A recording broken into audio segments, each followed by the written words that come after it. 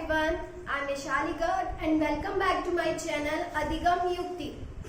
तो हमने अपनी लास्ट क्लासेस में इनइक्वालिटीज की वर्कशीट की थी। आई होप आप लोगों ने वो प्रैक्टिस की होगी और आपको वो क्वेश्चंस जरूर समझ आए होंगे। तो आज हम अपना नया टॉपिक स्टार्ट करते हैं, that is blood relation. So let's start the topic, but start करने से पहले हम कुछ टर्म्स पढ़ लेते हैं जो बहुत इंपॉर्टेंट होती है while establishing your blood relations. तो सबसे पहली टर्म होती है आपकी मैटरनल। मैटरनल का मतलब होता है वो वाली रिलेशंस जो आपकी मदर की साइड की होती है। जैसे आप एम से याद रख सकते हैं मदर्स साइड, जो आपकी रिलेशन मदर की साइड की होती है। जैसे फॉर एग्जाम्पल आपके मामा हो गए मामी, तो इनको हम बोलते हैं maternal uncle and this is your maternal aunt.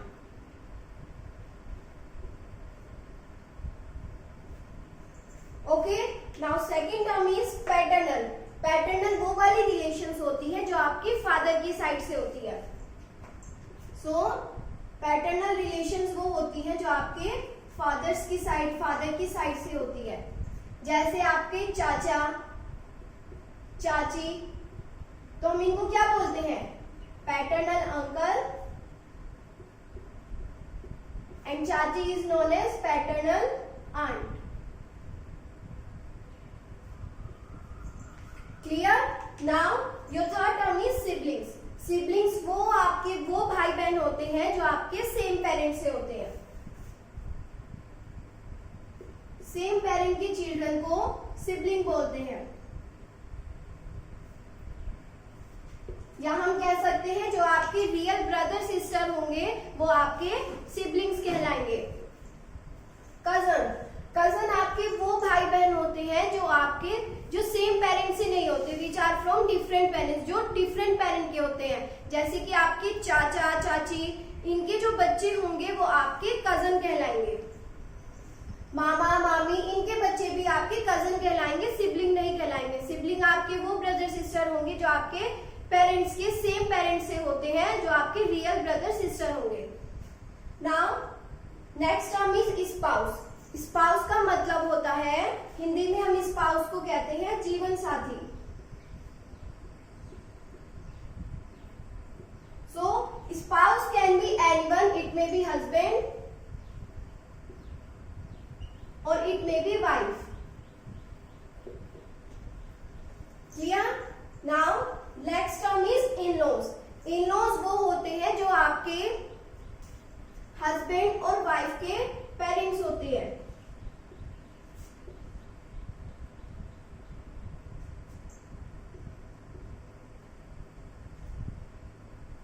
Parents कह सकते हैं या रिलेशंस।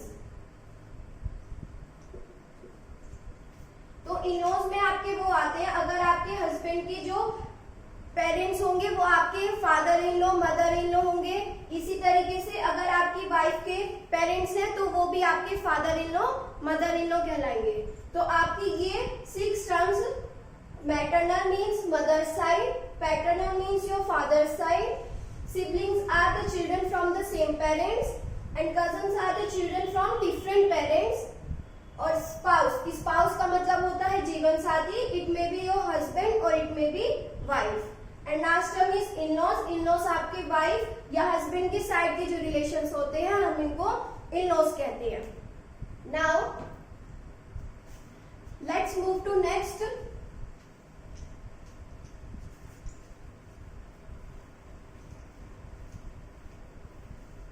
अब रिलेशन इस्टेब्लिश करने के लिए हमारे पास कुछ सिंबल्स होते हैं, हाउ वी डिनोट। लाइक जैसे आपका मेल हो गया, हम मेल को कैसे डिनोट करेंगे, वी विल यूज स्क्वायर। हम स्क्वायर की हेल्प से जो आपके मेल होंगे उनको डिनोट करेंगे। फीमेल को हम सर्कल से डिनोट करते हैं। मैरिड कपल,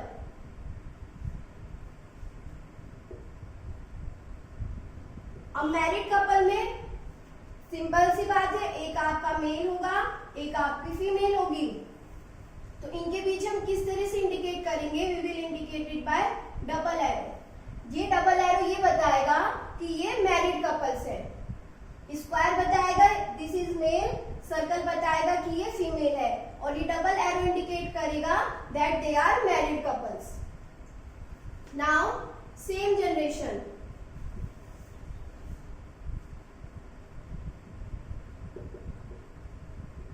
अब सेम जनरेशन का मतलब है जो आपके साथ के हैं, जो आपकी जनरेशन के हैं। अगर आपके भाई बहन है, इफ आई से E is brother of B, अब हमें A का जेंडर पता है कि A आपका ब्रदर है, तो हम इसको स्क्वायर से डिनोट करेंगे। B का हमें जेंडर नहीं पता है, लेकिन हमें ये रिलेशन पता है कि A B का ब्रदर है, तो हम रिलेशन जो आपके भाई बहन या सेम जनरेशन के रिलेशन होते हैं उनको हम सिंगल एरो से डिनोट करते हैं। अगर B आपकी फीमेल हो गई तो हम इसको सर्कल कर देंगे। सिमिलरली अगर C भी इनका सिबलिंग है तो हम C को भी सेम जनरेशन में इंक्लूड कर देंगे। तो डबल एरो शो करता है मैरिड कपल, सिंगल एरो हम शो करेंगे same generation. Now let's next term is your generation gap.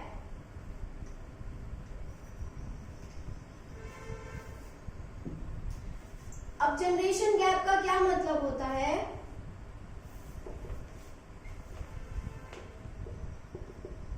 Generation gap में जैसे सपोज एक स्टेटमेंट दी आपको, A is father of P, Q is grandfather, Q is grandfather of P।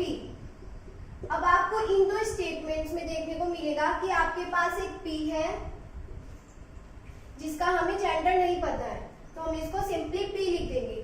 अब हमने बोला A is father, तो जो आपकी बड़ी जनरेशन होगी, जो P से पहली जनरेशन होगी, वो हम P के ऊपर लिखेंगे A। हमें A का जेंडर पता है, A आपका मेल है, तो हमने इसको स्क्वायर से डिनोट किया। सेकंड स्टेटमेंट कहती है Q is grandfather of P। इसका मतलब है अगर Q P का ग्रैंडफादर है तो वो A का फादर होगा, तो ये आपका A से ऊपर वाली जनरेशन में आ जाता है Q का हमें जेंडर पता है दिस। तो इस तरीके से आप जनरेशन गैप को इस चार्ट के थ्रू डिनोट करते हैं। सब फर्स्ट जनरेशन आएगी पहले, फिर आपकी उससे जो बाद की जनरेशन है फिर आप उसको लिखेंगे, फिर नेक्स्ट आप उससे बाद की जनरेशन, इसी तरीके से आप वर्टिकली जनरेशन गैप शो कर सकते हैं। आई होप आपको ये समझ आया होगा। नाउ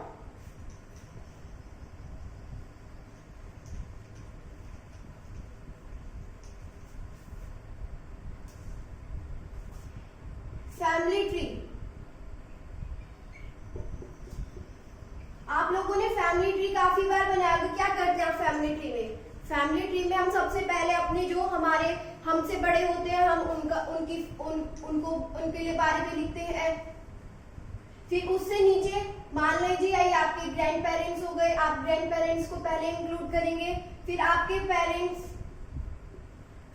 पेरेंट्स हो जाएंगे, और सबसे लास्ट में ट्री में आप खुद होते हो, राइट? इस तरीके से हम फैमिली ट्री बनाते हैं। Same is the case with your blood relation. Blood relation में भी हम इसी तरीके से करते हैं। ब्लड रिलेशन में सपोज एक स्टेटमेंट दी है आपको, P is grandmother, P is grandmother of Q, Q is daughter of S, and S is wife of M। आपको ये स्टेटमेंट दी है, आप इस स्टेटमेंट में ये देख सकते हैं कि आपको कम से कम 3 जनरेशन के बारे में बताया। तो हम स्टार्ट करते हैं, हम इसको कैसे बनाते हैं, किस तरीके से हम फैमिली ट्री फ्लो चार्ट अपना क्रिएट करते हैं। सबसे पहले स्टेटमेंट समझिए, P is grand mother of Q, मतलब P जो है वो Q की ग्रैंड मदर है, तो इसका मतलब P आपकी अबव आनी चाहिए Q के, तो आप Q लिखे, फिर आपकी आती है P is grand mother. Grand mother आपकी एक जनरेशन, एक ऊपर से दूसरी जनरेशन होगी, तो हमने यहाँ पे P लिख दिया। अब हमें P का जेंडर पता है तो हमने इसको सर्कल कर दिया। Clear? Now Q is daughter of S, Q is daughter of S। अब Q S की बेटी है, S आपका Q से ऊपर आएगा,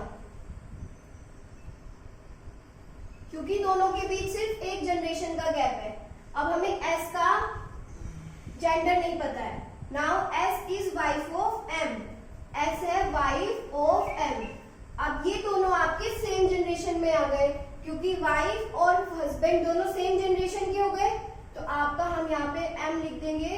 हमें अब S वाइफ है M की, तो M ऑब्वियसली आपका मेल होगा, तो हमने क्या पढ़ा था कि हम इसको इंडिकेट कैसे करेंगे, डबल एरो से। तो ये डबल एरो शो करता है that S and M are married couples, S is female, M is mail.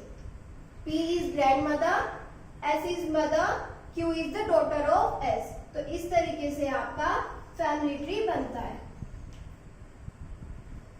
I hope आप लोगों को ये समझ आया होगा। आज के लिए इतना ही। नेक्स्ट सेशन में हम कुछ क्वेश्चंस के साथ आएंगे, जिससे आपको एक सेशन अच्छे से क्लियर हो जाएगा। Please do like, share and subscribe the channel. Thank you everyone.